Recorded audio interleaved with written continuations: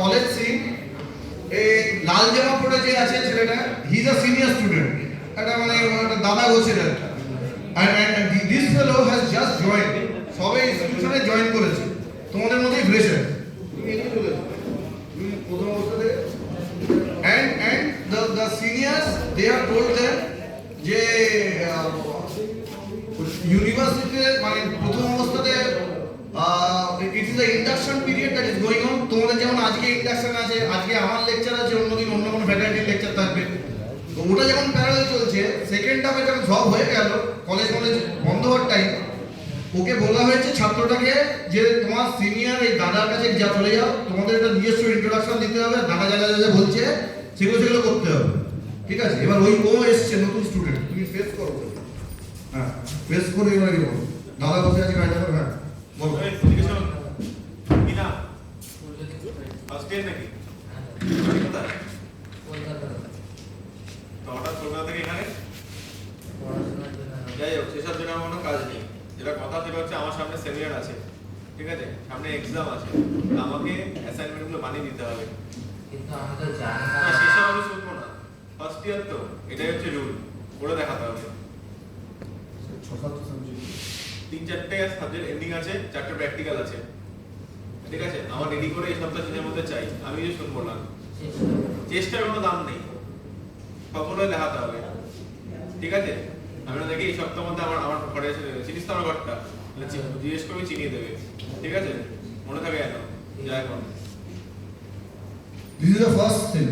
The thing is that ওর মাথার মধ্যে এত একটাল চাপ সৃষ্টি করে দিয়েছে, ওর প্রথম দিনেই মনে হচ্ছে যে কেন ইনস্টিটিউশনে ভর্তি হয়েছিলাম, সে নিজে কি সাবজেক্ট পড়বে তার ঠিক ঠিকানা নেই, এ 5টা-6টা সাবজেক্টে বলেছে তার যা সেমিনার, তার যা প্রজেক্ট, তার যা সকল রিটেন অ্যাসাইনমেন্ট, ওগুলো সব করে দিতে হবে, তাও 7 দিনের মধ্যে হয়ে গেল। নতুন ইনস্টিটিউশনে আসার মজাটা প্রথম দিন 12টা হয়ে গেল, এবার নাও দ্য সেকেন্ড ডে আবার ডাকি পাঠিয়েছে, মানে কিছুই করতে পারেনি আর কি, কারণ অবভিয়াসলি সাবজেক্টটা তাকে পড়বে, তারপর তো সে কিছু করবে।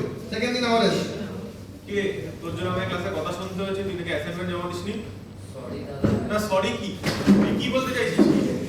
তোকে জমা দিতে বলেছিলাম, কদিন ধরে আমি তোর জন্য কথা শুনে যাচ্ছি, আমার কি এইসব করার জন্য কাজ আছে, আমার প্রথম কাজ আছে করার জন্য, না জানি না কথা, তোকে আমি বলে দিয়েছিলাম, আমি তোকে 2 দিন সময় দিলাম, আমার জন্য চাই, ঠিক আছে, তাহলে কলেজ থেকে সিধা সেই কলকাতা পাঠিয়ে দেবো, ঠিক আছে, মনে থাকে যেন। See, this is the situation on the second day. আমি প্রথমে তো মুখে ভোকাল টাউনিং দিয়ে ছেড়ে দিয়েছিল, তারপর সেকেন্ড স্টেজে গায়ে পায়ে হাত মাত তোলা পর্যন্ত হয়ে গেল। ছাত্ররা বেচারা গোবাজারে বসে, ও তো মানে এমনি যা অবস্থা, নর্মাল মানুষ যেরকম হাঁটে, দুদিনের মধ্যে গালাগালি করে তোরা একবার মানসিকভাবে বিভ্রান্ত করে দিয়েছে, বাইরের তরফ থেকেও হাঁটা চলা হচ্ছে, লেগে লেগে হাঁটছে এমন অবস্থায়। এবার থার্ড ডে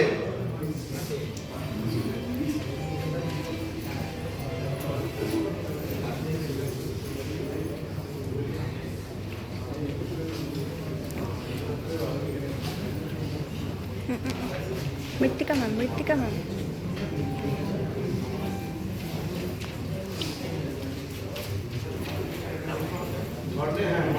এবারে সত্যি আছে ছোট কবি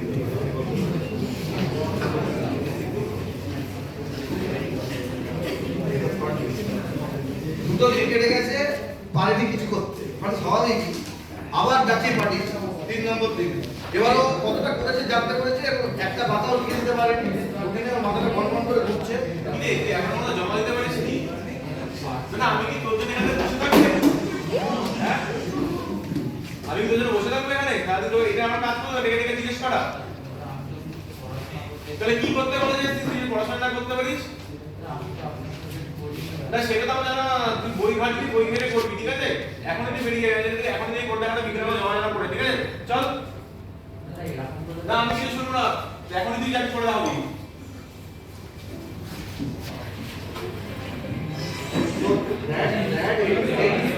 End the story over there, and the student after that is মানে একেবারে সে মস্তিষ্ক বিকার হয়ে গেছে, সে এবার না বাড়িতে বলতে পারছে নিজের বাবা মা কাউকে কি ঘটেছে না ঘটেছে, হ্যাঁ, এবং তার এরকম দুর্দশা যে সে মানে বাড়িতে প্রথম অবস্থায় ভেবেছিল একটা ফোন করবে, তারপরে কি করবে ভেবে সে একটা কথা বলতে গেছে,